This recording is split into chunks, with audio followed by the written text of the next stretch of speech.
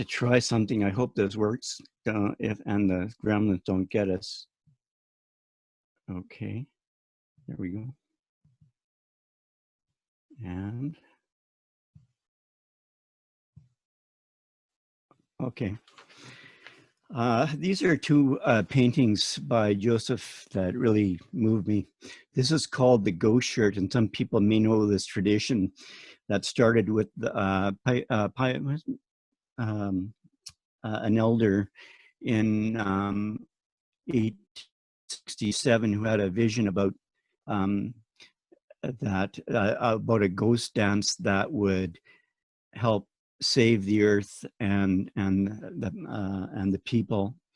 And it became later on, it was a band dance. And so, but the dancers would make these shirts, which were, and the whole thing has a bit of echoes in today's movements, actually, especially in the United States. So this is called the Ghost Shirt. And I'll just see if I can go to this image as well. And about this, Joseph says, I always wanted to create a response to the end of the Indian Wars, but this series of paintings, prints, and ideas for an installation were not popular in the 1980s, seen as dark and genocidal at a time when romantic Indian portraits were common. And so this poem is set in Black Mesa outside Las Vegas, really. So Ghost Shirt. This fading blue sky after sunset, the rocks moving with love. These are the lights of the dead. Las Vegas as bulldozers dig up Black Mesa.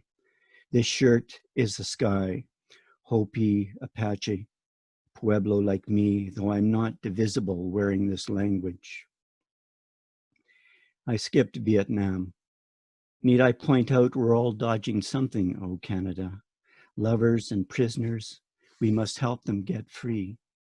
For what is more eloquent than our embrace? Suffers more than these rocks, moving with death and with magic. As for this vest whose blue stars these are, I make no claim. It's all the same sky.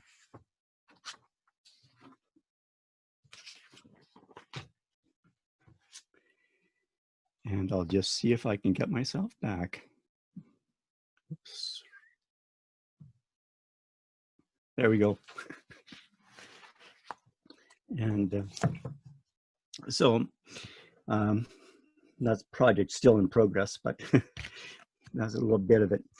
This is the Vivian poem, and the subtitle is Street Photographer Vivian Meyer. And as dancers, if you look at the John Maloof website on Vivian Meyer, it's actually one of the most comprehensive websites of any artist's images that I've seen. And I don't agree with everything that's ever been said about her, I'll be quick to say, but what I tried to do in this book is when she, within 5 years after she died at the age of about 83 in 2009, her prints and photographs are being sold for upwards of $5,000 and $6,000 US.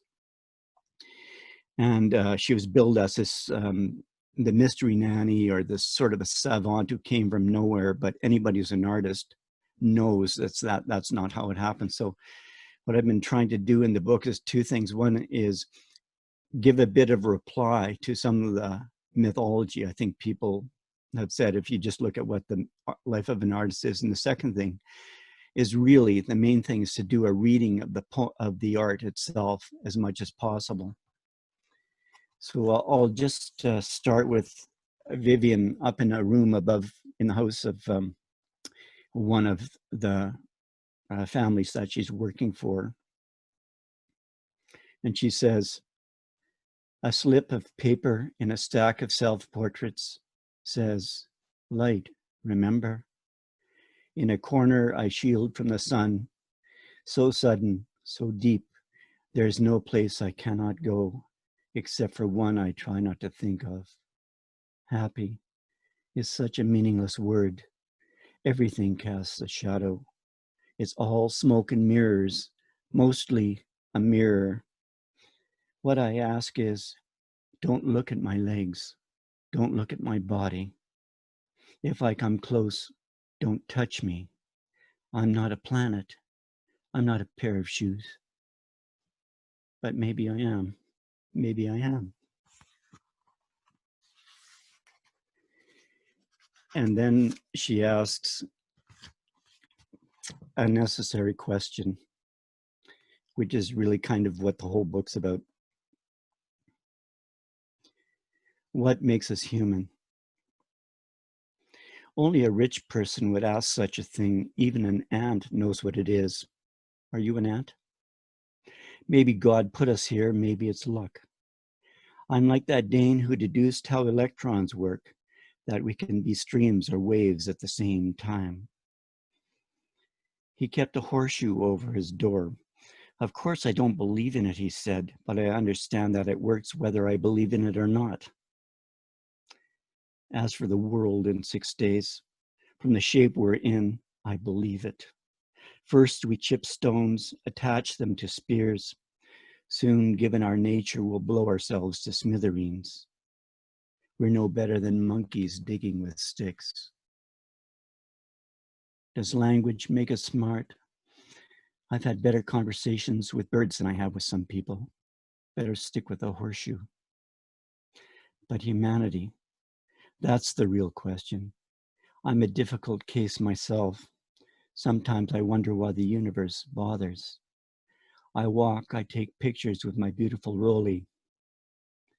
How many faces pass through the lens? 1,000, 10, 10,000 faces.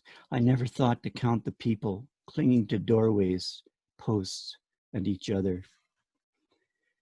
A Negro boy wearing Mickey Mouse ears looks directly into his future. A picture like this fixes itself in your mind, but why? I should be terrified. I've seen the tableau of an accident, certain appalling acts, but also this exhausted Canadian mother who cradles her son, royal blue stag knitted crudely into his Siwash, blue for a sleeping boy, something his people made by hand. His pretty mother is not a Madonna. She'd be a woman like me if I weren't single. I saw a statue with lines and a movement like this in St. Peter's. The stone, transparent. This mother is too, but most of us don't think of ourselves as works of art. My rollie shoots from the waist. Through it I see like a child who's not very tall and from whom much can be learned. Digging graves is a job, and often quite pleasant. We seldom think of the birds and the sunshine. There are a few kinds of punishment, 100 kinds of shame. Whatever happens, we cool off with Kool-Aid. A man removing his shoes in a park is memorable.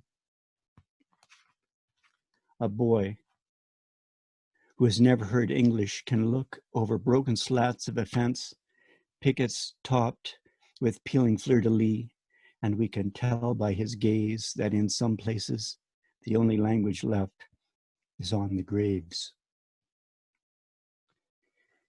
It's a full-time job. In some other life, you can call me broken. But one thing I know, water is a mirror.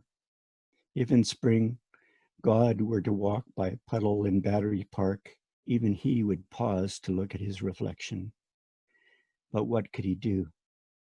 There is too much to fix in 10,000 lives. All we can do is put up with it.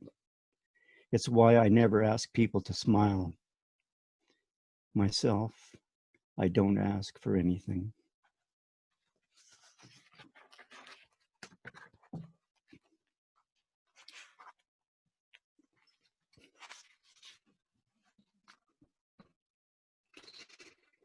Thanks, everybody. Vivian, she made me decide that as a poet, I'm a documentarian, not a documentary poet, but a documentarian, which is what she was. One thing you learn when you write about somebody's art as a poet or other type of creative writing is you see things that the critics don't. And I'm going to shut this crazy thing off. I thought I had my phone out the door, so sorry about that, folks. Joanne, don't.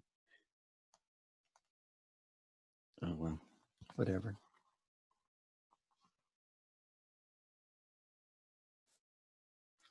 I did have it off.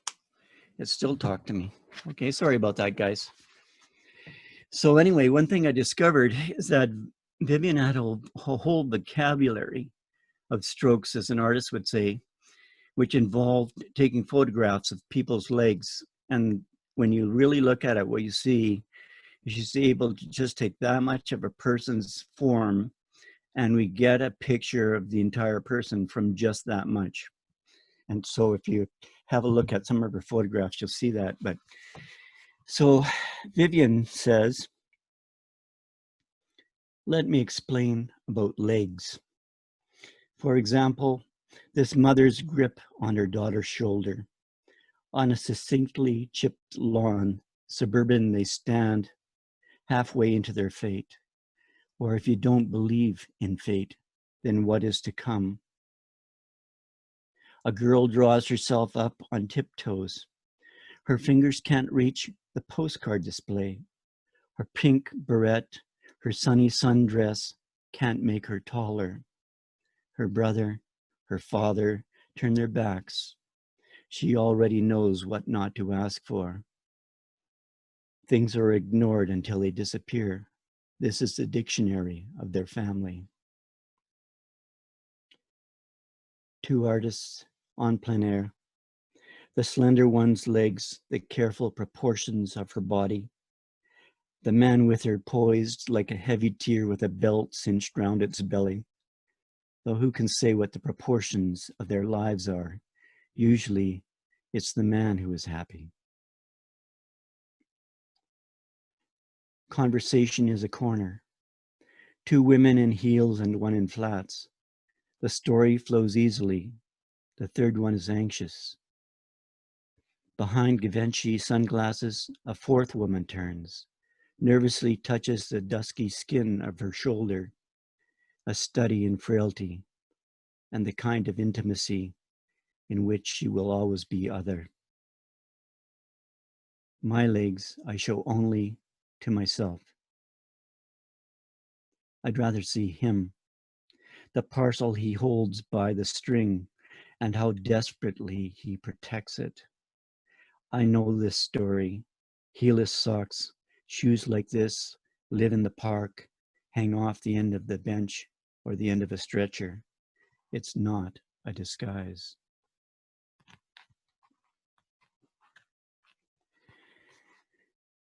No lovers, no fares.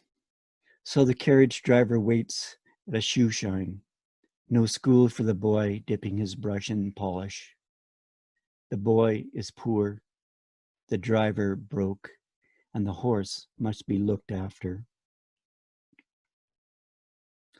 Splint jump over Central Park trees.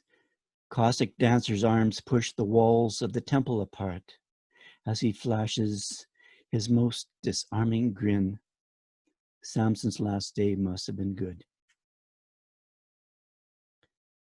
A scavenged pigeon curled by the drain, or legs of the vagrant who sleeps like a corpse from a battle, with one arm still raised. Whatever it held has escaped. Legs in tantrum, or quietly scuffing feet glimpsed in the gap under the blue line fence. Shop girls and men in creased suits, discreetly eyeing each other some between someplace and home. Looking at legs, you see things like this. An eccentric language you think you should know. Its strange punctuation. People who hate to be photographed never argue when you take pictures of their legs, which may be bandaged or caked. A nanny clutching a squirming child. A lake in a week-old cast, singular. Legs dashing into water. Mannequins in storefronts articulated to indicate their lyric gaze. Tanned souls of lovers sprawled under the Wilmette Park boardwalk or a family tableau at the CTA bus. We are incomplete in the manner of the Elgin marbles.